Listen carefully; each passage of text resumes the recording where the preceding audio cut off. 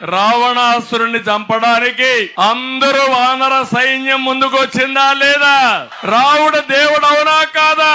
కానీ అందరి సహకారంతో ముందుకెళ్ళాడు. కడాన ఉడతా భక్తి కింద బ్రిడ్జి కట్టడానికి ఇసుక తీసుకొచ్చిందంటే అది ఆ రోజు రావణాసురుడికి వ్యతిరేకంగా చేసిన పోరాటం, రాముడి సహకారం. కానీ ఈ రోజు నేను ఒక్కనే రాలేదు.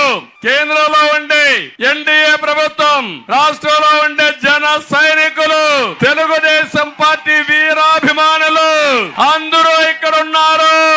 జగన్మోహన్ రెడ్డి అంటున్నాడు అందరూ ఉన్నారు, నేను ఒంటరి వాడినని. కాదు, అతను శవాలతో వస్తున్నాడు, నేను నాయకులతో మీ ముందుకు వస్తున్నా. ఆయన శవ రాజకీయాలు చేయడానికి వస్తున్నాడు. నేను మీ సమస్యలు పరిష్కారం చేసి నీకు ఒక నూతనమైన భవిష్యత్తు, ఉజ్వలమైన భవిష్యత్తు కలగజేయాలని వస్తున్నానని చెప్పి కూడా నేను మీకు తెలియజేస్తున్నా.